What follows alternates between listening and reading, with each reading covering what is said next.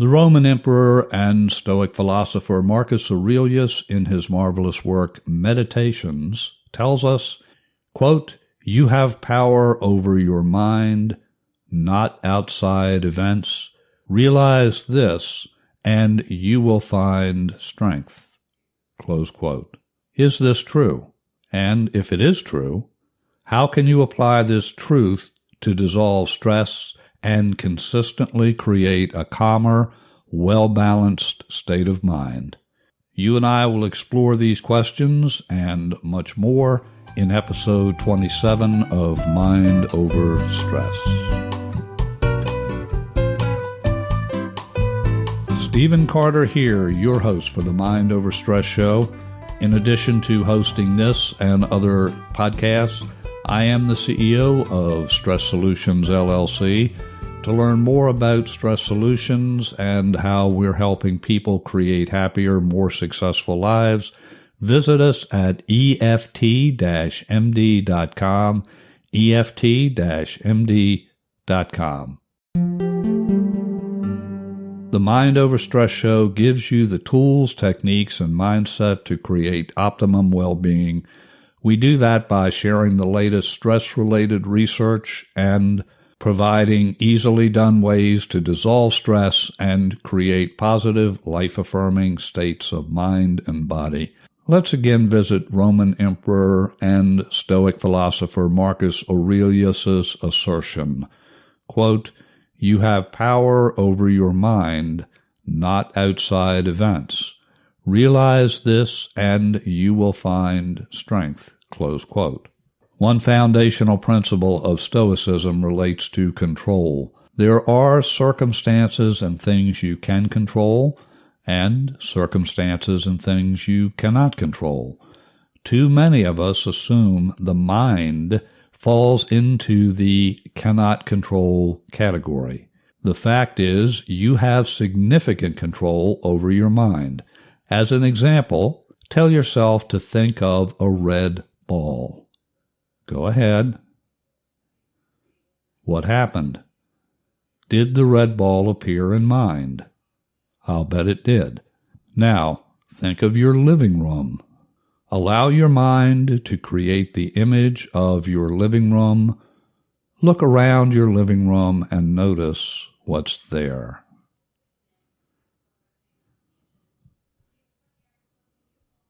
In the theater of your mind, allow yourself to walk around your living area and stop in front of an object that calls itself to your attention.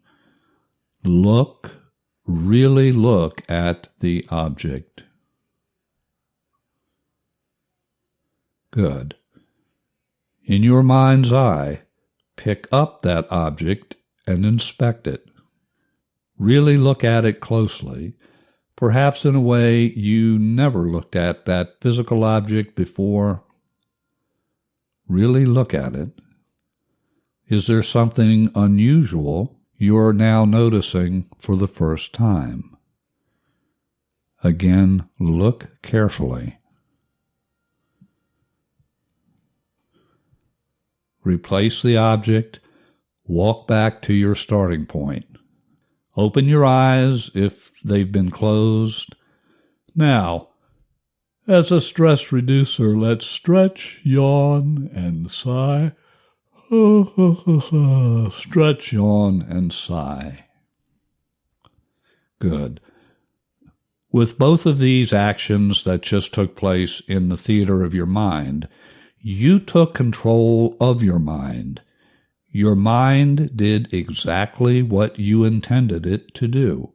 In fact, you exercise conscious control over your mind. Now let's turn our attention to outside events. Can you control the weather? No. Can you control who will win the next national election? No. These types of events are clearly outside of your control. But what about situations in your own home? Can you control if your partner or anyone else is happy throughout today?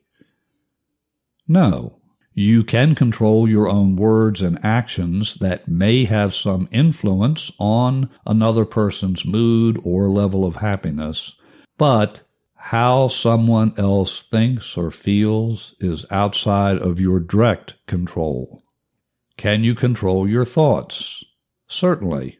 If your brain is in default mode, however, thoughts will come and they will go. You may experience a variety of emotions as those thoughts come and go. If the brain is in default mode, simply floating along with no direction, you are not exercising conscious control over your mind.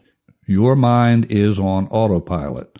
Random thoughts float in, they float out, and there is no apparent rhyme or reason. The moment you decide to take conscious control by choosing to direct your attention in a specific way, you are now the captain of your mind. When you decide to think of the red ball or to bring awareness to the image of your living room, you are in conscious control of your mind. We all get caught up in the trap of reacting to outside events. The default unconscious question your brain is always asking is, what does this mean for me? In short order, the mind is often running, creating movies in full-on, widescreen, Dolby, surround sound, and Technicolor. When this happens, it's like you're sitting in a movie theater in a hypnotized state, watching in a mindless, uncontrolled way. As soon as you get a moment of rational awareness, that hypnotic spell is broken. The moment you decide to take conscious control of your thoughts by choosing where to place your attention, you are in control. If those uncontrollable outside events have significant positive or negative implications for you, you can decide to take control of your thoughts and ask empowering questions to direct your mind's attention. Questions such as, how can I best respond to this situation? What resources do I need to navigate this challenge? Or, is this really going to matter in 10 years, 10 months, or even 10 days? These types of questions will direct your mind toward positive, empowering thinking and positive, empowering emotions. Remember, your emotions flow from your thoughts. Control your mind and you control those thoughts, you control those emotions, and that leads to a happier, more balanced life. As I repeat this truth from Marcus Aurelius, I encourage you to really feel the truth of his words. Quote, you have power over your mind, not outside events. Realize this and you will find strength. Close quote. Please allow Marcus Aurelius's insight to marinate in mind so you can really feel and know the truth of what he is telling us. So how can you begin to put his wisdom to work? I suggest beginning with tiny steps toward applying his truth in your day-to-day life. Consciously observe your mind's activity and notice how thoughts come and go.